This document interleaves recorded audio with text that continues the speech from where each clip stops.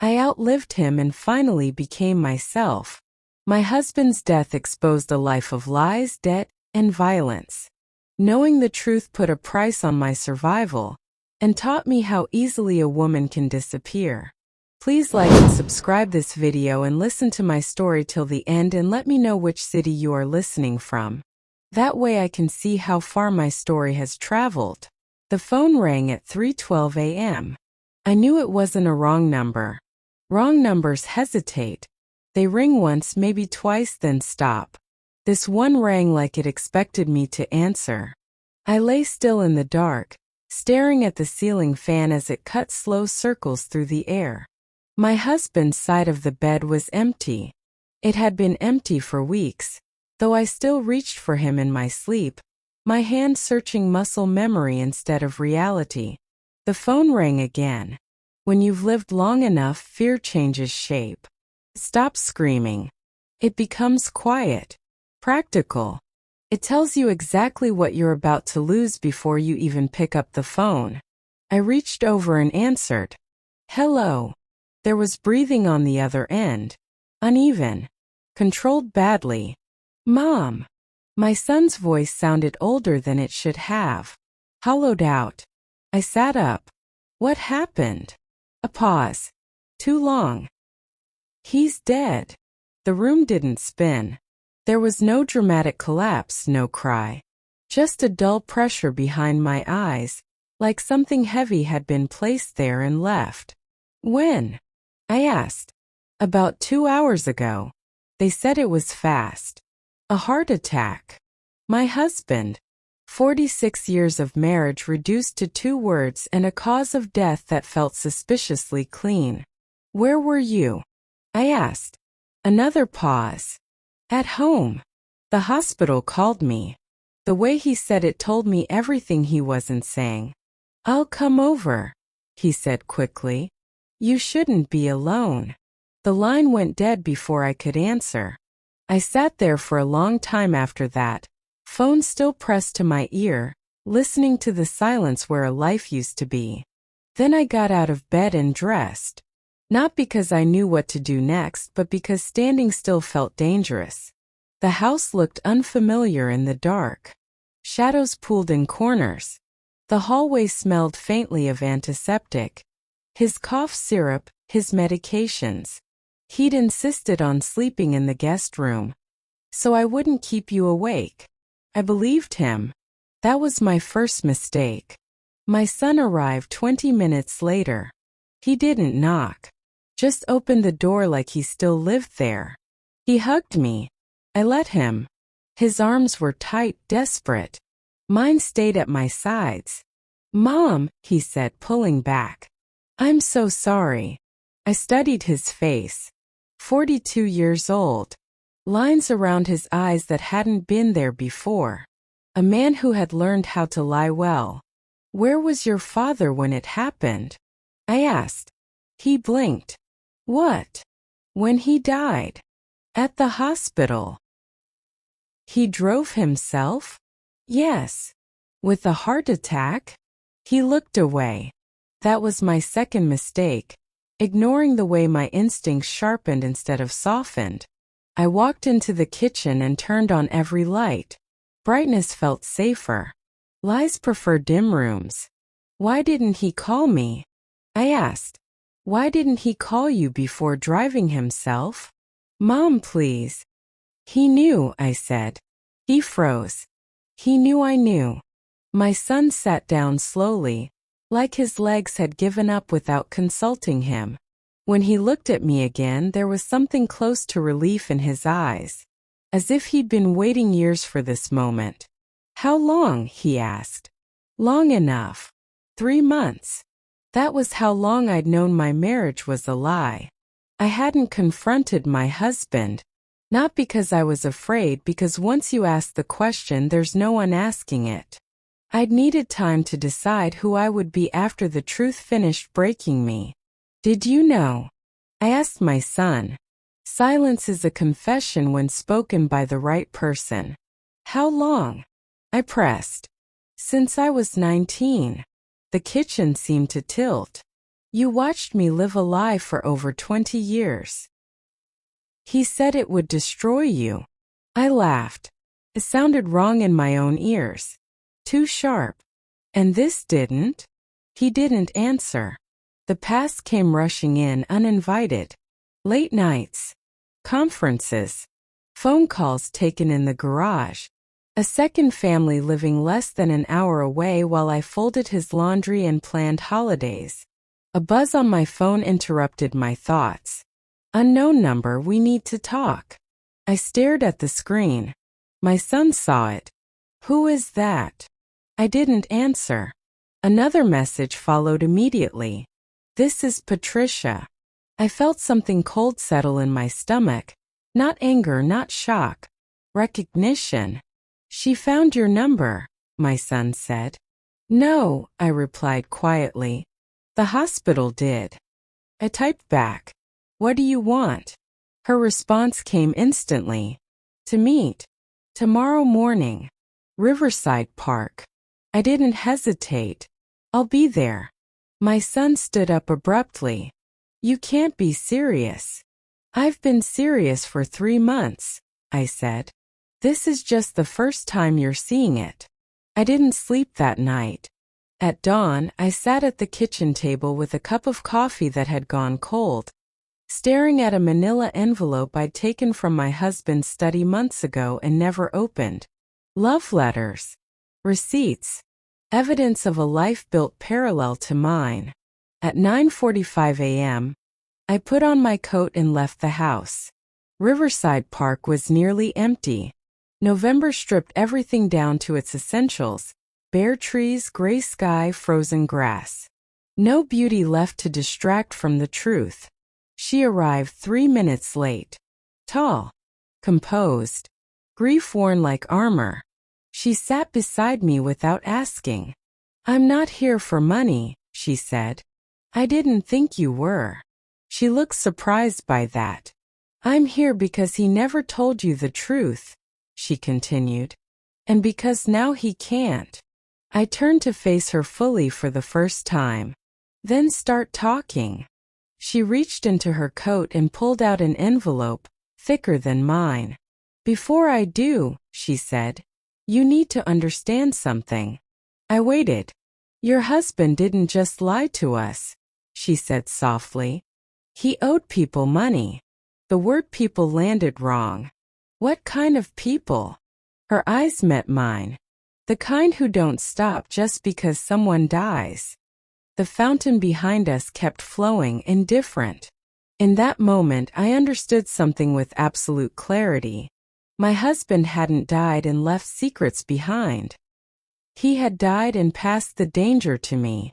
And whatever came next was not going to be about grief. It was going to be about survival. She slid the envelope across the bench toward me but didn't let go of it right away. Her fingers lingered, knuckles pale, as if releasing it meant releasing something worse. Before you read that, she said, you should know I didn't know everything either. Not until the last year.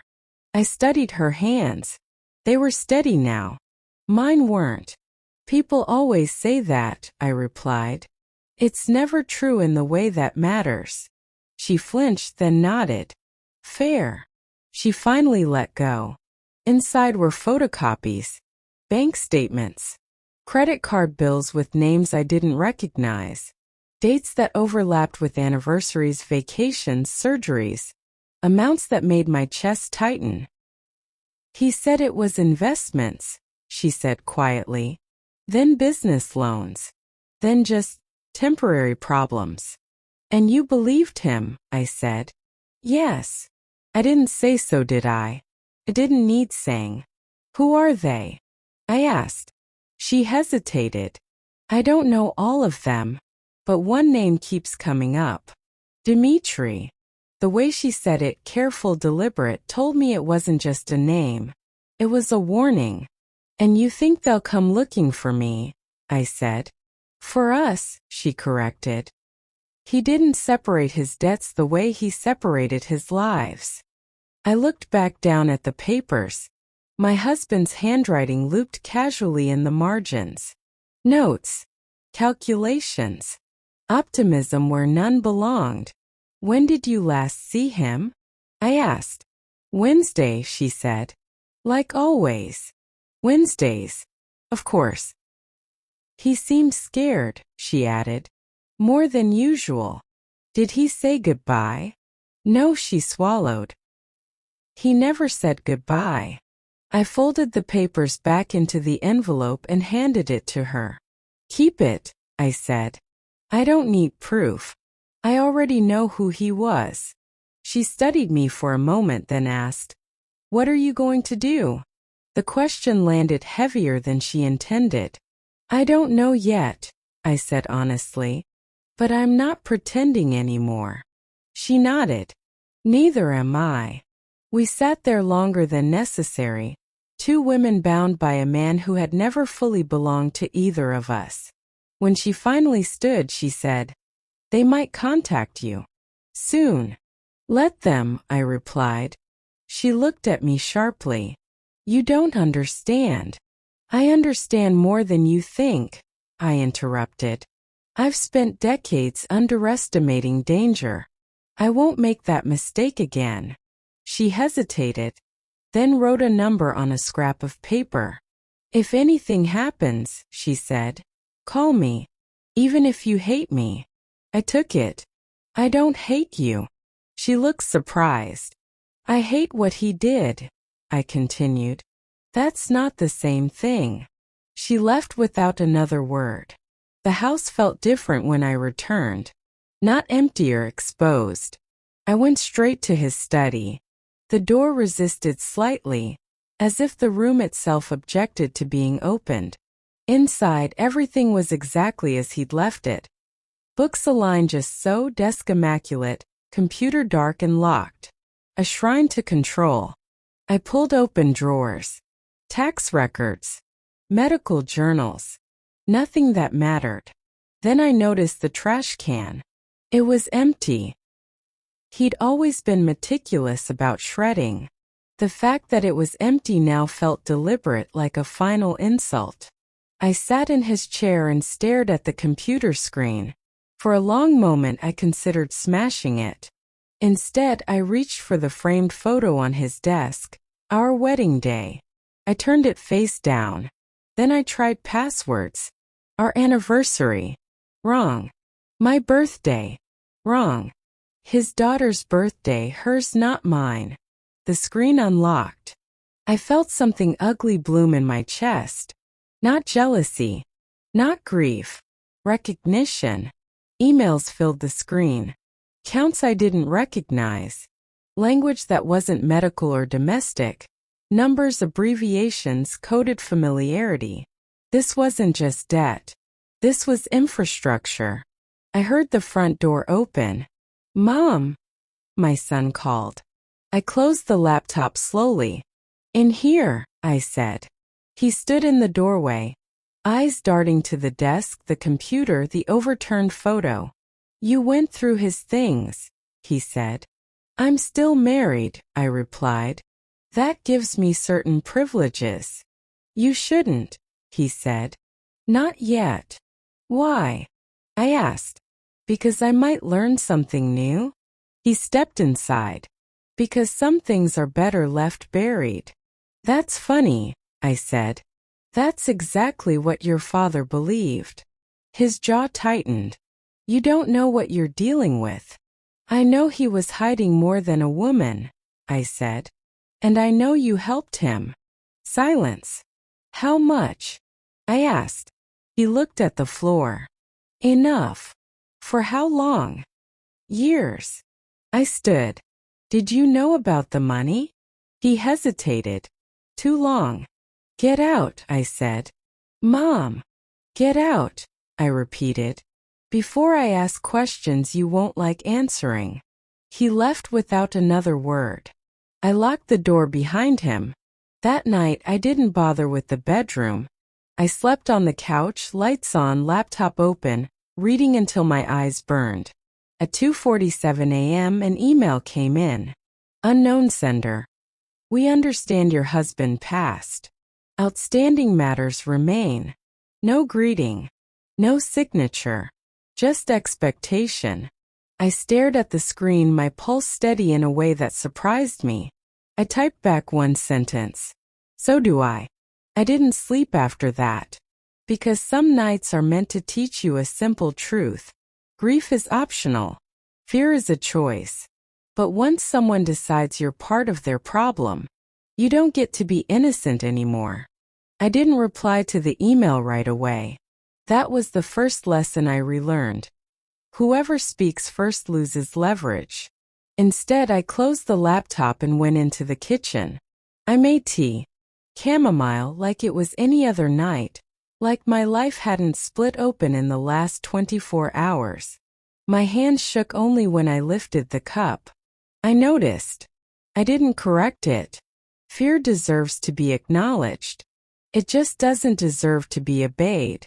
When I returned to the laptop, the screen had gone dark. My reflection stared back at me, older than I remembered, sharper somehow.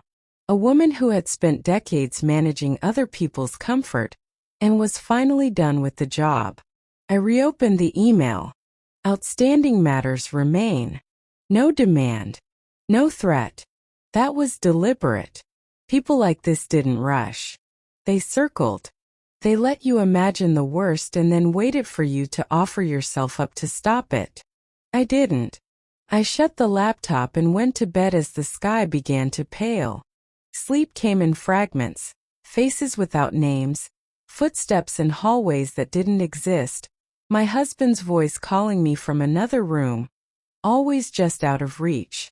When I woke, it was nearly noon. The house was quiet in that unnatural way it gets after something irreversible has happened. I showered, dressed, and made myself eat toast I couldn't taste. Then I went back into the study.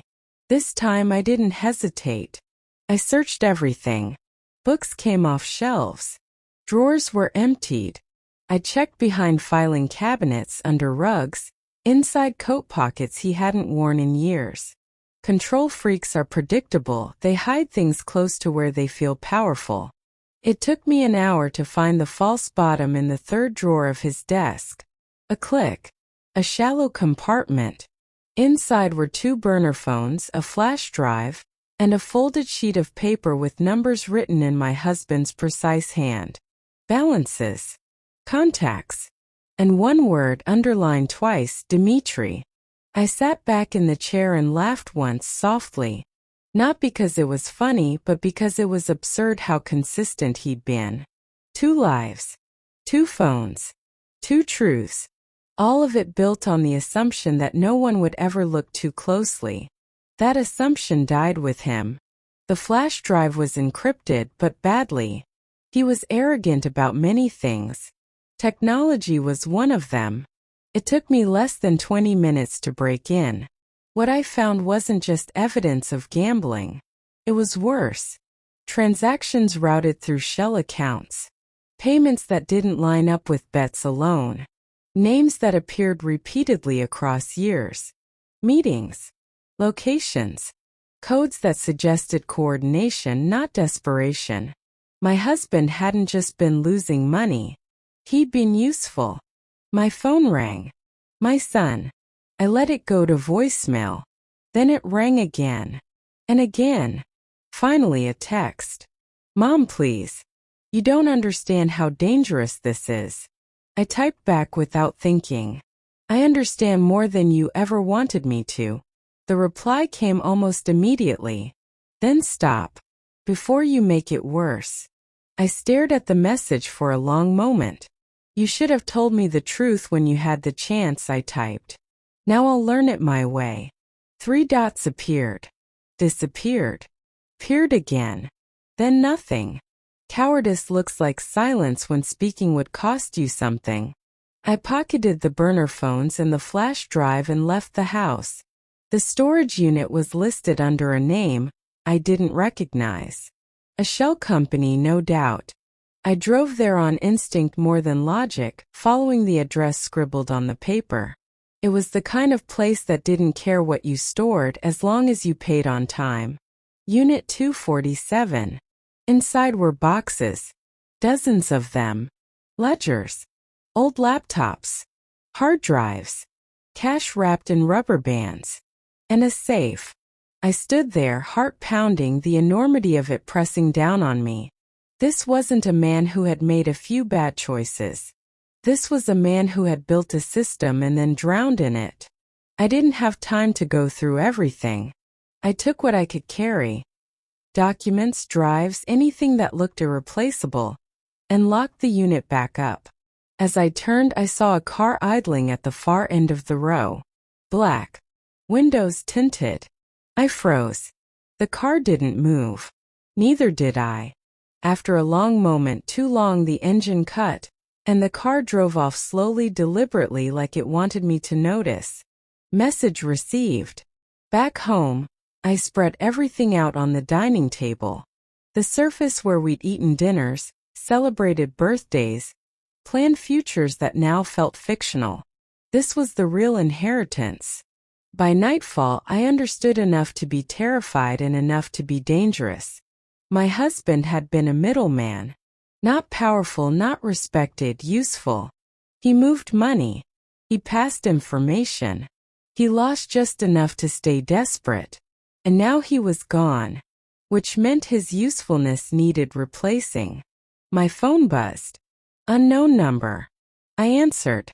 Mrs. Morrison, a man said calmly. My name is Dimitri. I'm sorry for your loss. I didn't speak.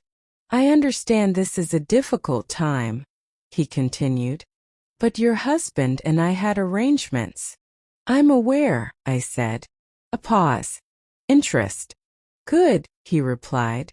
Then you also understand that his obligations didn't disappear with him.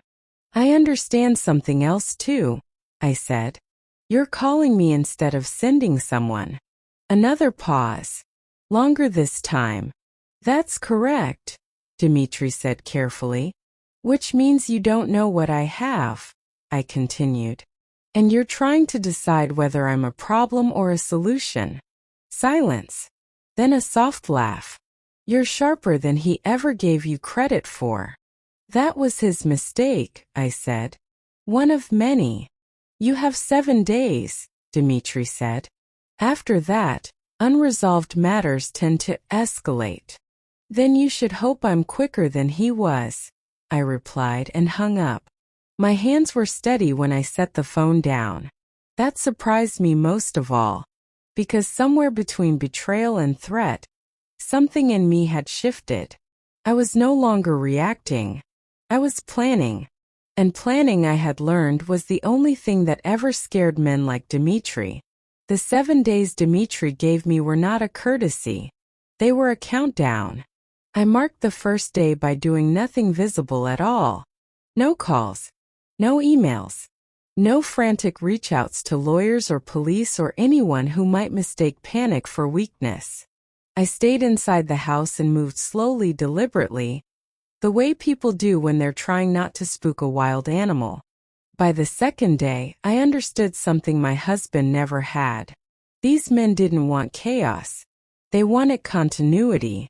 That realization changed everything. I went through the files again, this time not as a wife trying to understand betrayal, but as a stranger trying to understand utility. Patterns emerged once I stopped reading emotionally. My husband hadn't just moved money, he'd moved risk. When one operation ran hot, funds shifted elsewhere. When a name showed up too often, it disappeared for a few months, then returned under a variation. And threaded through all of it was a quiet, ugly brilliance. He wasn't powerful. He was invisible. And invisible people are the hardest to replace. On the third day, my son showed up again. I didn't let him in. We spoke through the door like enemies in a siege. You talked to him, he said. Not a question. Yes. You don't understand what you've done. I rested my forehead against the wood. I understand you were happy to let him deal with this as long as it wasn't your problem. That's not fair. Nothing about this is fair, I replied. But you still made choices. Silence. Then quietly. He was scared at the end. I closed my eyes. He should have been, I said. He built something that eats people. He wanted to protect you. No, I corrected. He wanted to protect the version of himself I believed in. There was a sound on the other side of the door. Something breaking, or maybe just breath catching. Stay away from this, my son said finally. If they hurt you. They won't, I said. You don't know that. I know something better, I replied. They need me alive. He didn't answer. When he left, I slid down the door and sat on the floor longer than I'd admit to anyone. On the fourth day, Patricia called. I heard from them, she said without preamble. So did I. They asked if you'd contacted me. I smiled faintly. And I said no. Good.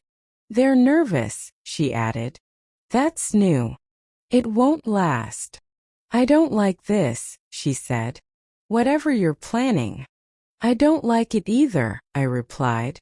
But liking things hasn't kept us safe so far. She was quiet for a moment. Then, what do you need from me? The question stunned me. Nothing, I said automatically. She exhaled. That's a lie. I considered. Adjusted. I need you to be believable, I said. Scared. Cooperative. Exactly what they expect you to be. I can do that, she said. I've been doing it for decades. Yes, I replied softly. You have. On the fifth day, I answered Dimitri's call immediately. Mrs. Morrison, he said. I was beginning to think you'd chosen silence. I chose preparation, I replied. A pause. Then interest poorly hidden. Have you decided how you'll resolve your husband's obligations? I've decided they were never his alone, I said. He wasn't the architect. He was the hinge. Silence. Not performative this time. You've been reading, Dimitri said. I've been understanding, I corrected. And what have you concluded? That removing him created instability, I said, which is inconvenient for you. A long exhale on the other end. Careful, Dimitri warned. Insight can become arrogance very quickly. I'm not arrogant, I said. I'm practical. You don't want attention right now. Neither do I. So you propose? A meeting, I said. In public. Neutral ground. He laughed softly. You don't get to dictate terms. I do if the alternative is unpredictable, I replied. You know exactly what I mean. Another pause. Riverside Park, he said at last. Tomorrow. Noon. I'll be there, I replied. Alone. He hung up. That night I packed a bag. Not to run, but to remove temptation. I wrote letters I didn't intend to send. Burned papers that didn't matter anymore. Took a long shower and let the water run until my skin went numb. I looked at myself in the mirror afterward. I didn't see a widow. I saw a woman who had been underestimated her entire life and had finally learned how to use that. At Riverside Park, the fountain ran like it always did. Endless motion going nowhere. Dimitri arrived with two men who stayed back, pretending to admire the water. He sat beside me as if we were old friends. You're calm, he observed. So are you, I replied. Which means we're both lying. He smiled. What do you want? He asked. I want this to end, I said. Cleanly. That's not how these things work. No, I agreed. That's how you prefer them to work. His smile faded slightly. I have what my husband had, I continued. And more importantly, I understand it. Understanding is not ownership. No, I said. But leverage is. He studied me for a long time. Your husband thought he was irreplaceable, Dimitri said. He was wrong, I replied. But he was close. And you think you are? I shook my head. No, I think I'm temporary, which is exactly what you need. The wind moved through the bare trees. The fountain kept flowing. Finally, Dmitri stood. You have 48 hours, he said. Then we'll see how valuable you really are. As he walked away, I realized something unsettling. He wasn't deciding whether to kill me. He was deciding whether to use me. And that meant I was already inside the machine. The moment Dmitri walked away, I knew two things with absolute certainty. First, the meeting hadn't been about negotiation. Second, I had just been measured. Not emotionally, not morally, logistically. Could I stay calm? Could I read silence? Could I understand systems instead of stories? The answer apparently was yes, which meant I had become useful. That night I didn't go home. I drove past my house twice, slow enough to notice the unfamiliar car parked down the block. Black. Engine cold. Too clean for the neighborhood. I kept going. You don't confront surveillance. You let it think it's winning. I checked into a motel off the interstate under my maiden name. Paid cash. Chose a room near the stairwell, not the elevator. Old habits surface when danger feels real. I slept lightly, fully dressed, shoes by the bed. At 4:18 a.m., my burner phone vibrated. A single message. We need to see what you have. No name. No number. I didn't reply. By morning, the unfamiliar car was gone. I met Patricia that afternoon. Not at her place. Not at mine. A grocery store cafe where no one listened and no one remembered faces. She looked tired. Hollowed in a way grief alone couldn't explain. They asked me questions, she said quietly. What kind? The kind where they already know the answers. I nodded. And you answered? I cried, she said. I said I didn't understand any of it. I said you were always the organized one. A flicker of something like pride passed through me. Good. I don't like lying, she added. I know, I said. But this isn't lying. It's survival. She stared at her coffee. You're changing. No, I replied. I'm remembering. She looked up. What? I grew up around men like this, I said. Different suits. Same instincts. My father ran a union local. You learn early who speaks loudly and who actually holds power. And which are you now? She asked. I smiled thinly, still figuring that out. On the drive back to the motel, my son called. I almost didn't answer. Mom, he said. His voice was raw. I need you to listen to me. I'm listening. They're not going to make you a partner, he said. They never do. I don't want to be a partner. They'll use you until you're inconvenient. Yes, I agreed. That's how leverage works. You don't have enough, he insisted. Dad didn't either. That's why he ended up the way he did. That's where you're wrong, I said. Your father had plenty. Then why is he dead? Because he confused leverage with control. Silence. Where are you? He asked. Safe. That's not an answer. It's the only one you're getting. He exhaled shakily. I'm scared. So am I replied. But fear isn't a plan. He lowered his voice. If something happens to you, it won't, I interrupted. And if it does, you already know too much to be innocent. The line went dead. That evening, I finally opened the second burner phone. Unlike the first, it wasn't encrypted. Didn't need to be. Inside were contacts saved under single letters. Locations. Dead drops. Dates that stretched back 15 years. My husband hadn't just been a courier. He'd been an archivist. And archivists, I realized, are dangerous when they decide to speak. I spent hours mapping connections, writing notes by hand. Screens can be wiped. Paper leaves a trail. By midnight, I understood the shape of the trap I was standing in.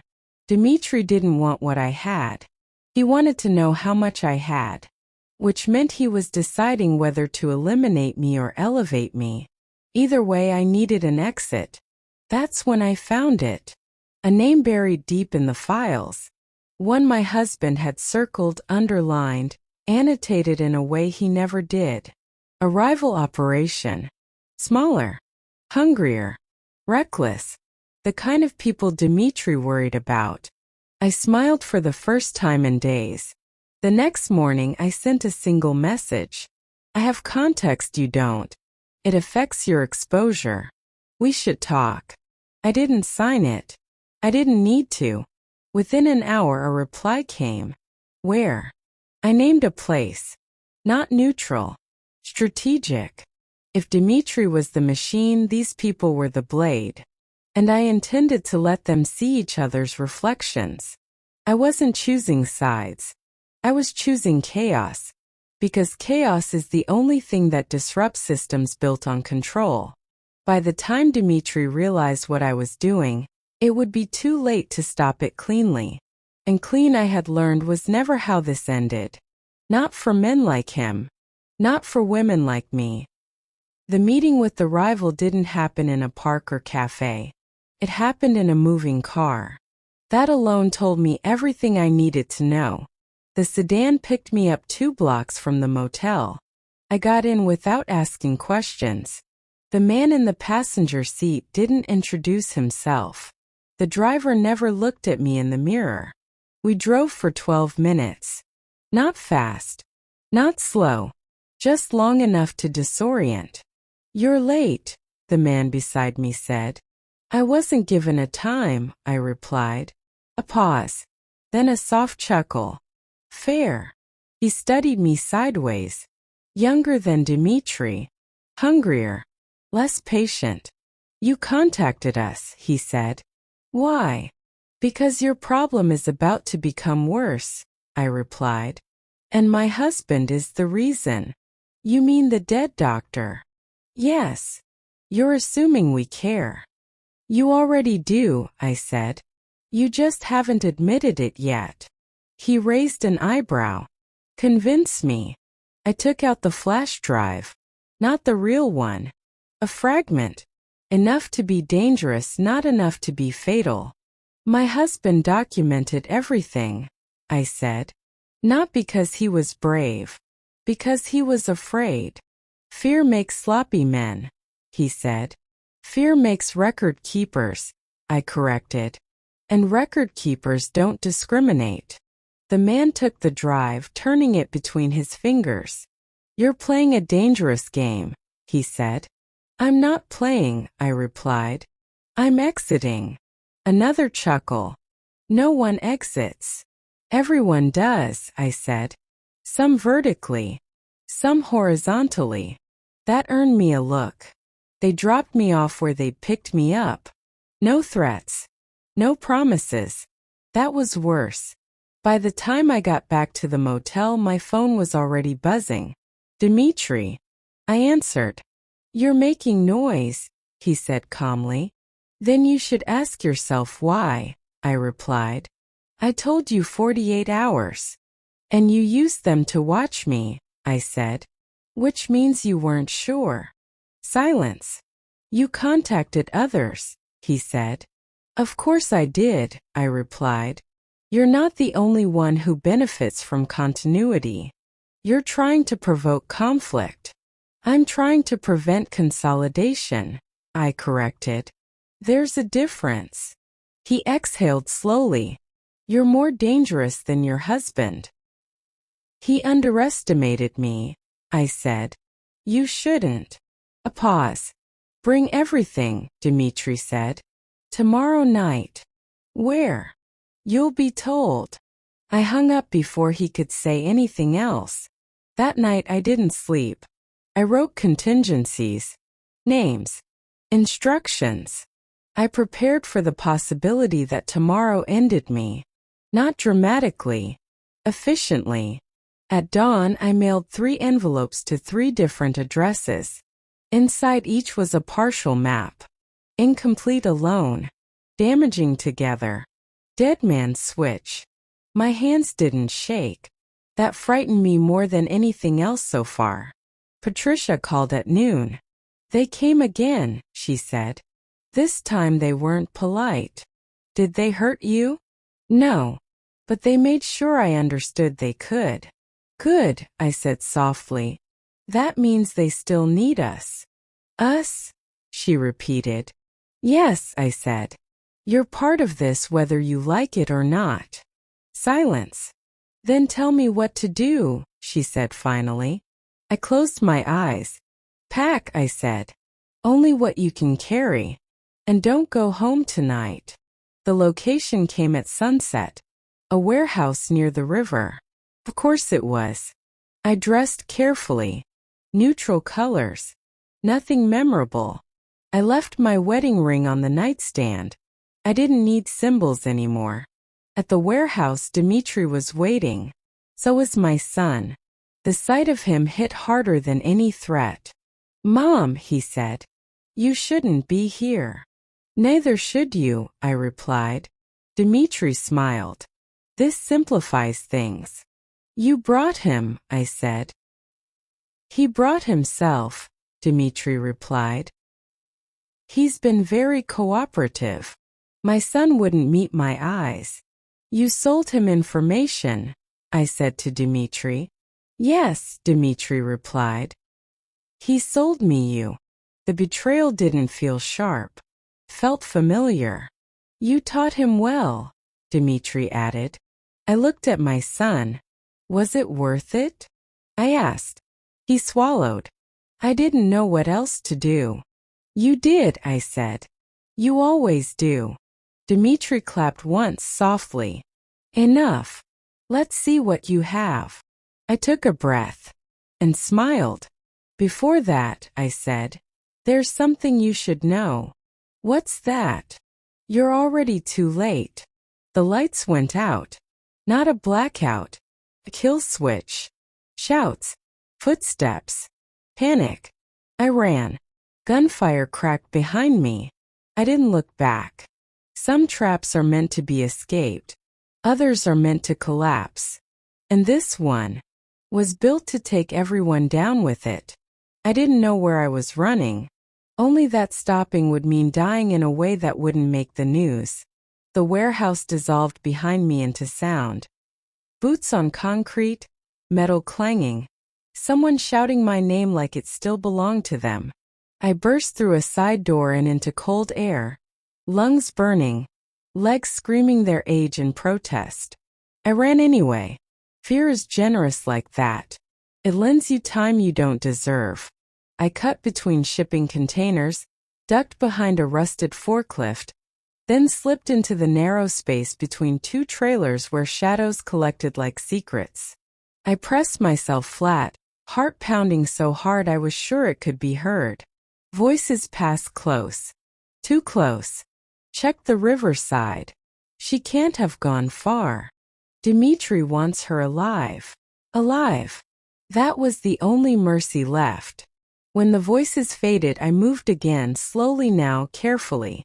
I followed the smell of oil and water until I reached the edge of the property. Beyond it, the river slipped past, dark and patient. On the far side, lights. Roads. Normal life, pretending not to notice what happened in places like this. I crossed without thinking, shoes soaked, coat heavy with river spray. My body shaking not from cold but from the delayed realization that my son had stood there and let it happen. No, he hadn't let it happen. He had chosen it. I didn't go to the motel. I didn't go home. I went to the one place no one would look for me because no one ever thinks of it as shelter. The hospital. I walked in through the emergency entrance, soaked and disheveled. Another older woman in distress. No one questioned me. They never do when you look harmless enough. I locked myself in a bathroom stall and sat on the lid. breathing through the shaking until it passed. That was when the cost finally hit. Not the danger, not the betrayal, the knowledge. I knew too much now to ever go back to ignorance. There would be no unseeing my husband's life, no pretending my son was simply weak instead of complicit, no imagining that truth came without consequence. Truth always collects interest. I wiped my face, straightened my coat, and walked out like I belonged there. Because if there was one thing I had learned, it was this: belonging is a performance. And I was very, very good at it. Patricia answered on the second ring. "Where are you?" she whispered. "Safe," I said. "For now." "Your son." "I know," I interrupted gently. "We'll talk about him later." Silence. Then, "They came to my apartment again." "I expected that." "They said you ran." "I did." "They said if you don't surface, they'll stop being careful." I closed my eyes. "This is where you listen very carefully," I said. "I need you to disappear. Tonight." "I can't," she said. "Jennifer." "I know," I said softly. "And that's why you have to." Another silence, thicker this time. "I left something for you," I continued. "In the storage unit. Box labeled medical journals. Take it. Then go to your sister's. Don't call me. Don't answer unknown numbers." "And you?" she asked. "I'll finish what I started." "You sound like him," she said suddenly. The words landed hard. "No," I replied. "I sound like someone who refuses to die quietly." I stayed awake all night in a waiting room chair, watching monitors blink and listening to the soft choreography of controlled emergencies. Somewhere between 3 and 4 a.m., I realized something essential. Dmitri didn't lose control tonight. He lost certainty. And uncertainty makes men like him reckless. That was my opening. By morning, the news was already moving.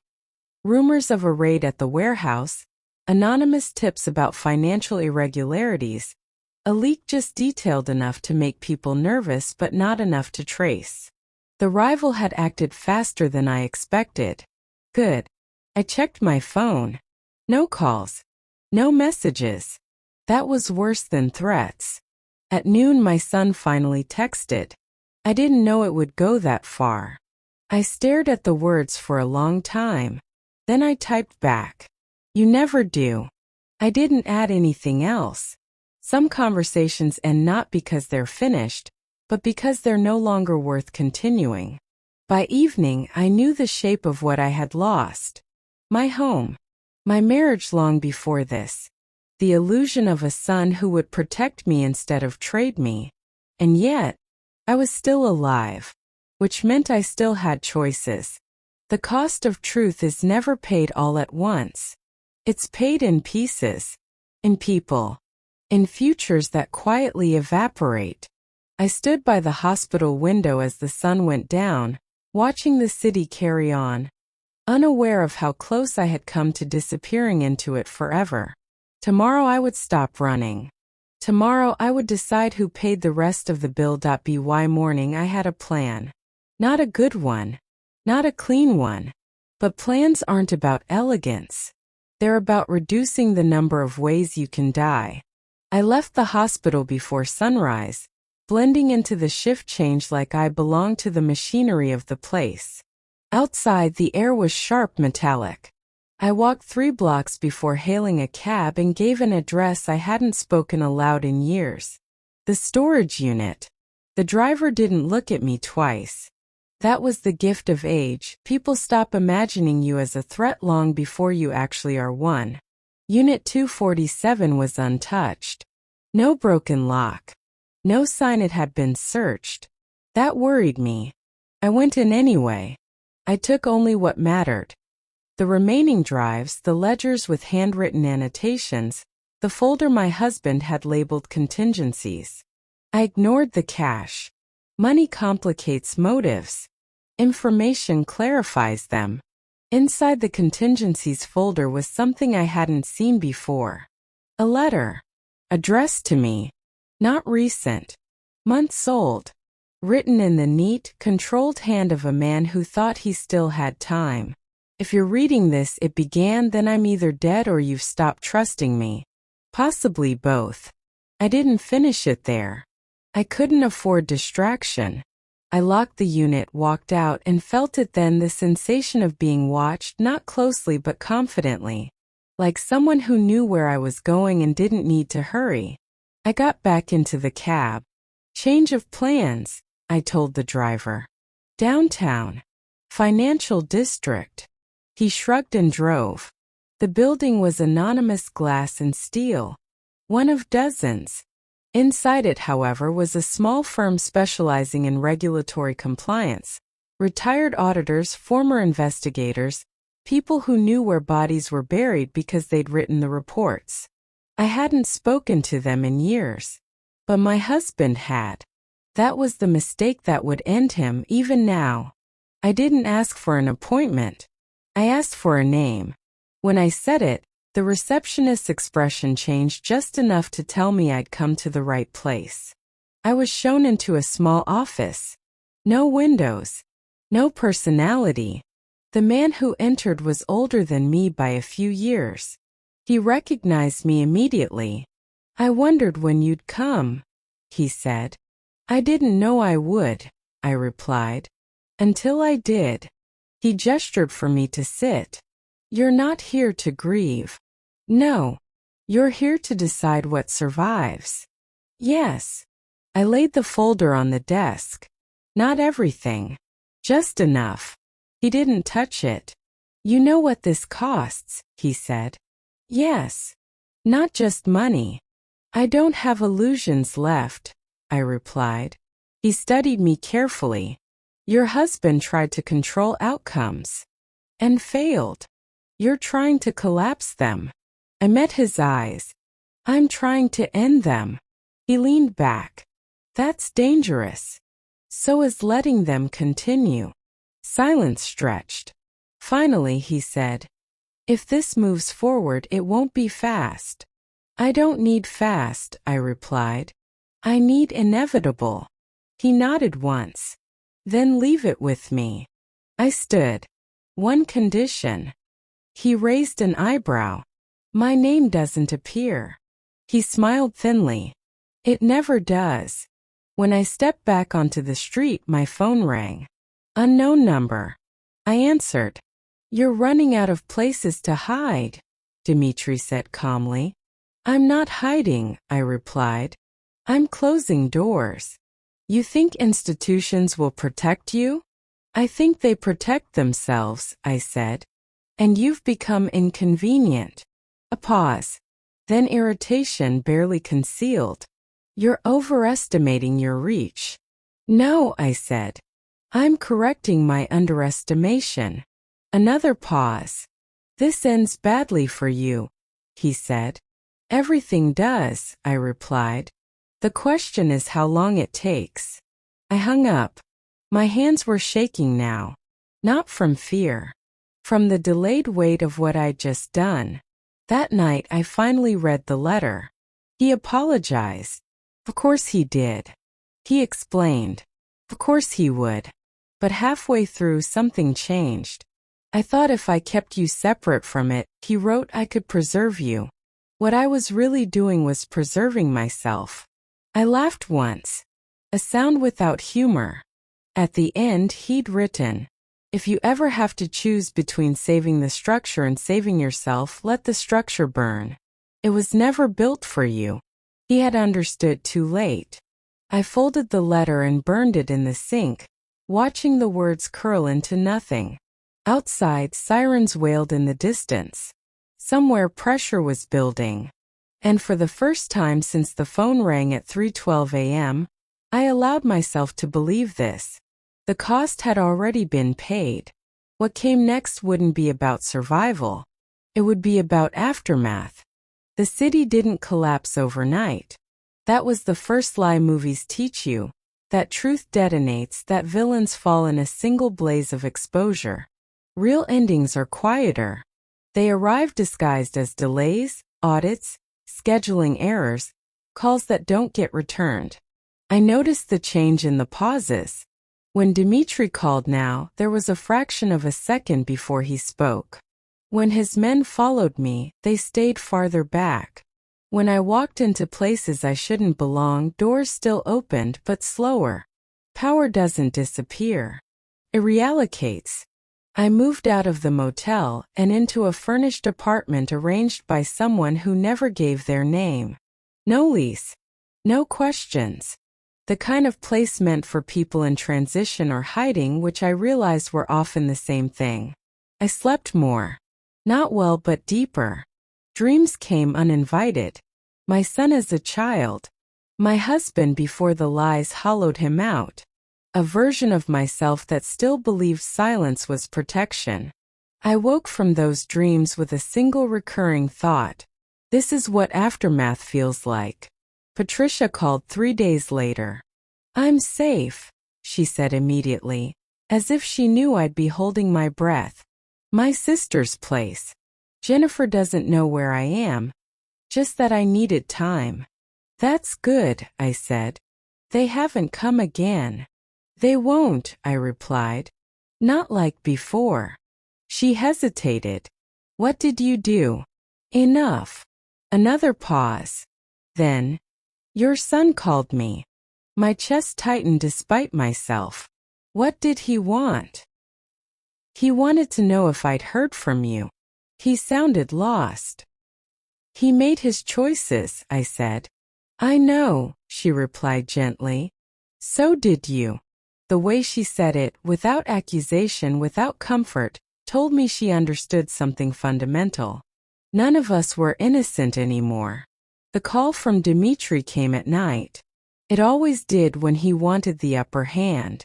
You've made things complicated, he said. Yes. You've drawn attention. Also yes. You think this ends with you walking away. No, I said. I think this ends with you adjusting. A sharp breath. Anger now. Controlled but present. You've lost your leverage, he said. Have I? I replied. You're still calling. Silence. Then quietly. What do you want? The question surprised me. Not because he asked, but because it was real. I want to be done, I said. No contact. No shadow. No favors owed. That's not how this works. Then you should stop pretending you're in control, I replied. Because control requires options, and yours are narrowing. Another long pause. Finally, you'll regret this. Maybe, I said, but not the way you think. I ended the call. My hands didn't shake this time. 2 weeks later, the news broke. Not about Dmitri, not about my husband, not about me. About process. Investigations. Internal reviews. Conflicts of interest. Financial irregularities in places that like to think of themselves as untouchable. The machine began eating itself. Quietly. Thoroughly. No one knocked on my door. No one asked for my statement. No one said my name. Which meant the deal, unspoken, invisible, was holding. My son sent an email. No subject line. Just words. I don't expect forgiveness.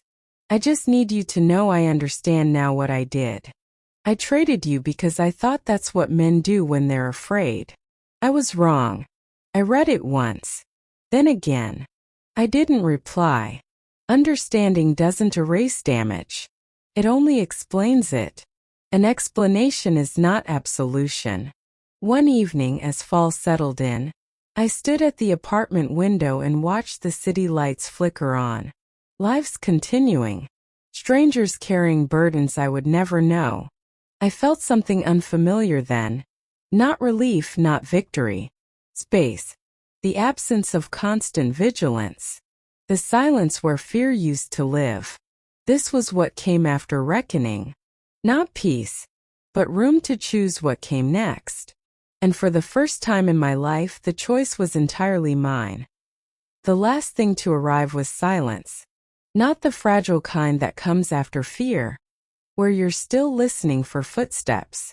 The real kind, the kind that doesn't demand your attention. Weeks passed, then months. No calls, no shadows, no unfamiliar cars idling too long outside my building. The city moved on as cities always do. Scandals dissolved into acronyms. Names were replaced with phrases like ongoing inquiry and internal restructuring. Men like Dimitri didn't vanish, they became smaller, less certain, forced to operate inside narrower corridors. That was enough. I didn't need justice. I needed distance. I left the apartment without telling anyone. No forwarding address. No dramatic goodbye. I chose a small town 2 states away. Somewhere forgettable. Somewhere people nodded politely and didn't ask questions unless you invited them to. I bought a modest house with a porch that faced nothing important. I furnished it slowly, intentionally. Every object chosen, not inherited. For the first time in decades, nothing in my life had been acquired to maintain a lie. That mattered. Patricia visited once. She looked older, lighter. "We did survive," she said, standing in my kitchen, hands wrapped around a mug. "Yes," I replied. "We did." "Do you ever miss him?" she asked. I thought about it carefully. "I miss who I thought I was when I believed in him," I said. "That's different." She nodded. She understood. Before she left, she said, "Jennifer asks about you." I paused. "What do you tell her?" "The truth," Patricia said. "That you're safe. And that some women have to disappear to become themselves." I smiled at that. My son wrote again months later. This time shorter. "I'm in therapy. I'm learning how to sit with guilt instead of running from it. I don't know if that matters to you. I just wanted to say I'm trying." I didn't reply. But I didn't delete it either. That was the boundary. On my birthday, I woke early and sat on the porch as the sun came up. The air smelled like wet earth and pine. Somewhere nearby, a dog barked. Ordinary sounds. Anchoring sounds. I thought about all the versions of myself that had existed. The young woman who believed love was protection. The wife who believed silence was loyalty. The widow who learned leverage was the only language power respected. And finally, this one, the woman who needed no cover story.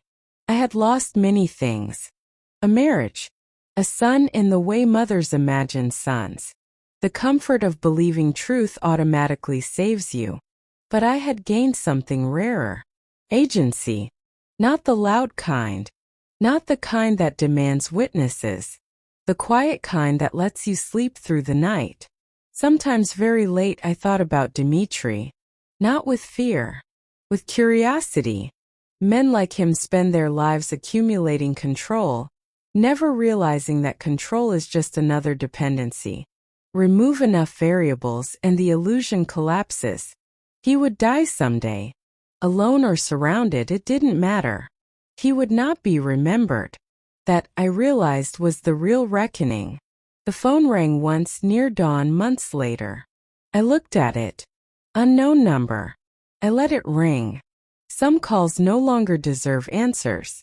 I stepped outside barefoot on the porch and watched the morning arrive. After everything, this was enough.